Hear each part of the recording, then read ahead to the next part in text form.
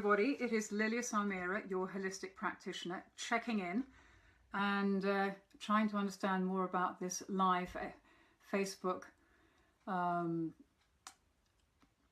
things. I'm not used to doing this, but we're going to try. I am really excited about what I'm going to talk to you about tonight, just for a couple of minutes.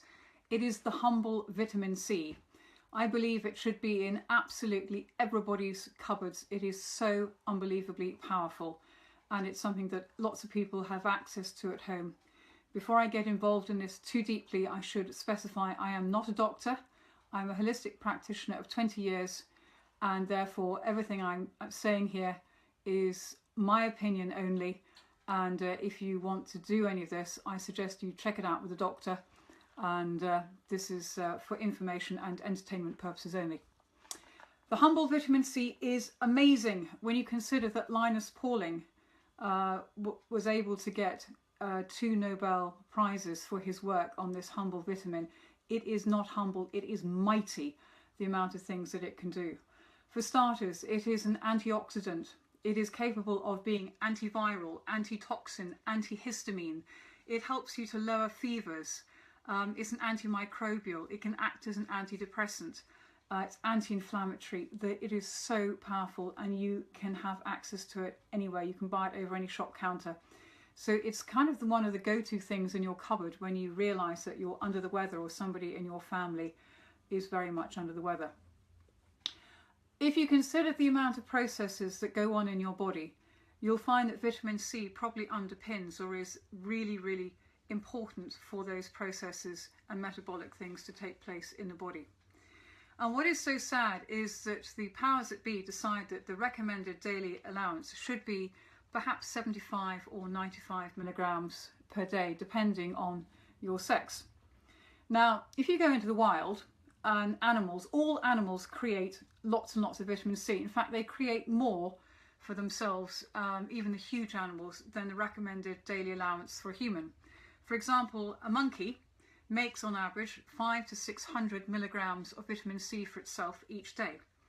If we took a gorilla, that is going to create about 5,000 milligrams of vitamin C for itself a day. So when you put us in the middle of all of these animals and at our rough weight, you're probably looking at around 2,000 to 2,500 milligrams a day, which would be a really good dose for people. But you can check it out through bowel tolerance, and I'll come on to that in a minute. Now, we know that there are some doctors who are very learned who've had the most awesome results using some very large quantities of it, and I will put the links below who those guys are. So if you take Dr. Robert Fulton Cathcart, he was giving his really, really sick and dying patients up to 200,000 milligrams a day and having the most amazing results. You've got Dr. Frederick Robert Kenner. He was giving some of his clients 350 to 900 milligrams per kilo of body weight of vitamin C a day. These are huge amounts. But when your body is really, really sick and run down, it can generally tolerate and needs a much greater degree of vitamin C in order to support it through its body processes.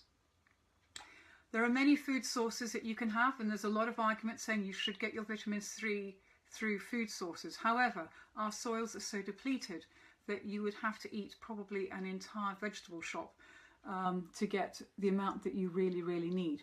Now, what was I talking about when I mentioned bowel tolerance? If you're really sick and you need to reach for something and there's not a lot in the cupboard, if you reach for the vitamin C and you take enough of it until your stools are soft, and this could be, you know, a few thousand milligrams an hour, and if you did that maybe for a day, 24 hours, you may find suddenly you feel a lot better the next day, but you have to titrate it, you have to see. So when you start feeling that your stomach is not quite as you'd like it to be, then you've had enough. And people sometimes say, oh, but ascorbic acid is really acidic. So is vinegar. And you put it on your skin and you can dye clothes with it, you can wash things with it. Ascorbic acid, the cheapest form, is no more acidic than vinegar. In fact, it's probably less acidic than Coca-Cola in your stomach. So when you weigh that one up, you're probably pretty safe. There are various forms of vitamin C.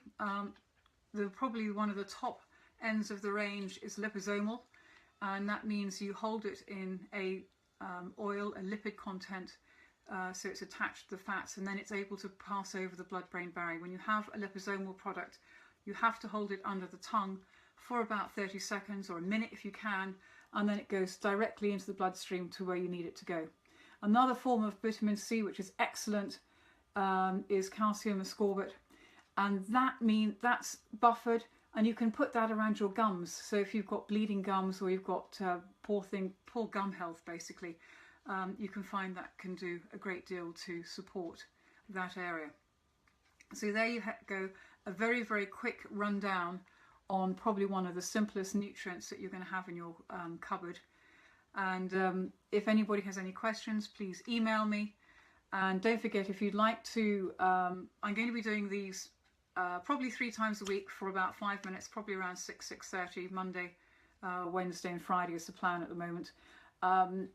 If you haven't signed up to my newsletter, please go onto my website, liliasalmira.com. Let me spell that for you. It's a bit of a mouthful. LILIASAHM for mother, EIRA.com. And you can sign up and you can get a download of my top tips to keep fit and healthy. If you're already a subscriber and you don't have that, drop me a line and I'll make sure it gets straight out to you. Wonderful to talk to you. Have a super evening, and I will check in with you again very soon. Many thanks. Bye-bye.